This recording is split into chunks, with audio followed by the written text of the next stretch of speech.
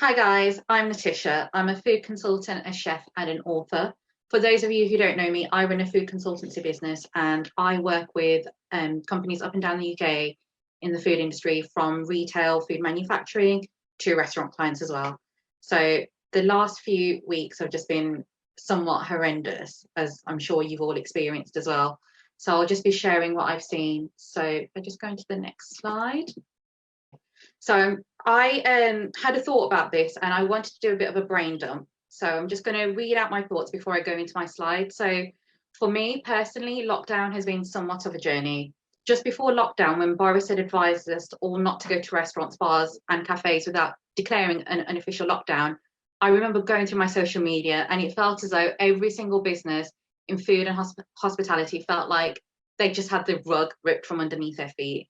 There was no mention of financial help, no support. It was actually heartbreaking to see how hundreds of businesses were left hanging without any government advice or support. I remember that week I had soft launch reservations at the new Deshilm restaurant in Birmingham. I couldn't stop thinking about what they must be going through, planning a soft launch for a restaurant, but then having all their bookings cancelled in a day. I mean, for me, that was heartbreaking. As a food consultant, hearing stories like that breaks my heart. It's hospitality that keeps me personally in business. And then, of course, a few days later, lockdown was announced, along with the Chancellor's plans and scheme to support businesses. And it kind of felt like, you know what, there is a small glimmer of hope somewhere. But unfortunately, some businesses have had to close down permanently. But I know without the government's help, many more businesses would have had to close doors too. For me, one thing that stuck out immediately after lockdown was that sense of community and solidarity. Some business owners started fundraisers in a bid to help the industry. Some other restaurants changed their operations and started delivering meals, free meals to the vulnerable. And as cliche as it sounds, there's definitely a sense of we are in this together. And one example that comes to mind, it's actually a restaurant client of mine up north. They're a family-run small curry house restaurant who have now changed around to become more of an Indian cafe, and they kept their business going through takeaways, collections. They got the community involved. They had volunteers who were doing their deliveries for them. They've got a cocktail bar, so they started delivering cocktails. So at the minute, we can't predict consumer behaviours. At first there may well be a dependency on the social distancing. It's going to be difficult to get customers into our restaurants. The hospitality industry prides itself not only 50% on the food and drink, but also 50% on atmosphere. So that whole social side is incredibly important. But to manage the uncertain times, there is no doubt that businesses will have to stagger their services to match the likelihood of a slow return of customers. Undoubtedly, there is an anxiety for what life will hold after lockdown. The more I think about it, the stronger I can kind of grip onto the positive. So when you think about it, it's kind of hard to think like, is there a positive amidst all this? But only us in this forum, only us in this industry know how difficult our industry actually is. Restaurants make low margin. We have tight cash flows. We rely on tourism, on seasonal periods of the year. We have to battle with increasing business rates. We rely on migrant workers, which Brexit has made so much more difficult for us. There are so many challenges, but never before has the true extent of those challenges been so open as it is right now.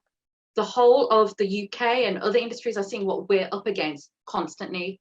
So only during this pandemic have our consumers seen what we're up against. And if I'm honest, I think it's this current situation that will pave the way for more support for the future. So to turn it around, the pandemic has actually worked in our favour. It's revealed what our industry has battled for so many years. So we should expect to see more regular support and funding by our government, together through our solidarity, through our industry coming together as a community. We should expect to see unions which will offer more support and guidance. We should use this time to highlight our challenges, be that, food prices, our supply chains, the high rent rates. We ask the question, how can we as businesses get back to normal? But to be honest, I think we need to ask the question, do we actually want to go back to normal, or do we want to create a new normal? It's our time now to stand united and kind of support one another. Getting back to business then. So there's three main points I want to talk about. First of all, embracing a shift towards confidence and conviction to manage the reluctance. Second of all, food businesses and restaurants, we need to implement strategies to manage the effects on long-term social distancing and what they might pose. And thirdly, you know, to establish and strengthen our business corporate and social responsibilities, as well as showing our communities that we are doing our bit to help with current circumstances. So first of all, then, that comes down to three key main areas. So first of all, for business owners have got a responsibility at the end of the day. Logistically, business owners, you know, they need to be confident that they're not going to get penalized for getting it wrong. We are all in this together, and we can easily make mistakes. We can easily not put a piece of tape somewhere to show where social distancing is in guidelines with what the government have to say, but we have to adapt to what the government has set about, and by putting that in place, you know, we can get more confidence by sticking to the guidelines. And you know, we're still waiting for more guidelines, as the guys have touched upon. We don't know what's going to come this Sunday, so we just have to sit tight and wait for that. Secondly, employees, you know, our workers need to be confident that they're safe. They need to feel that through their employers. They need to know that, you know, employees are doing all that they can to maintain safe working environments. It's so important to know that your job is there for you, that you have job security. And finally, consumers, you know, our consumers, if they're going to come and dine with us and visit our malls, you know, they need to be confident enough to spend that money and kind of get back to this norm of going back out and visiting physically.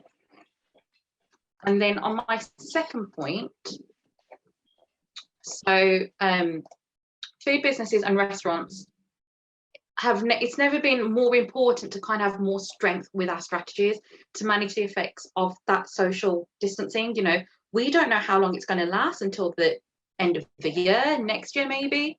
So what can we do around that? Whilst the pandemic will still put people off, it can also open up new challenges as well. It will present a new angle for feeding people. So already I'm seeing articles, I'm seeing things on social media, how people are actually using this to their advantage. So to start off with, you know, going through your policies and procedures is quite important. So wherever you can, it's important to help your customers, be that through like your booking policy or cancellation policy, just going through that and making sure you are letting people in. Your marketing strategy and going online is so important right now. So doing what you can to be online, to be on social media, pushing your brand awareness. Thirdly, adapting and having a heavier focus. If you are a restaurant, you might need to adapt to having a quick service restaurant, a grab and go focus, delivery, collections. I know it's not the easiest for some Michelin star restaurants, but I've seen some fantastic Michelin star chefs going online and doing Insta lives and Zoom lives. So, you know, it's really refreshing to see how people are adapting. And that ties in with my final point about having that strong online presence. So could you actually charge for your cookery classes? Could you actually charge to do a live demo? Is that another area of business for you? So there's a number of things that we can do to adapt. And finally, just coming on to my last slide there about community, doing your bit to help with the current circumstances. You know, a lot of us are in great positions. On the other hand, a lot of us aren't. So as businesses, what are we doing to help the vulnerable? You know, and through seeing that, our customers will have more of a confidence in coming back to us. So creating this feel of community spirit will work in our favor. So it's really important that we keep that. You know, vice versa, the community, they want to do what they can to help small businesses. And that's all from me. So if you do want to connect, if you want to speak a little bit more about what I do and how I can help, please do reach out. Those are my social links there, and my website's at the bottom. Thank you.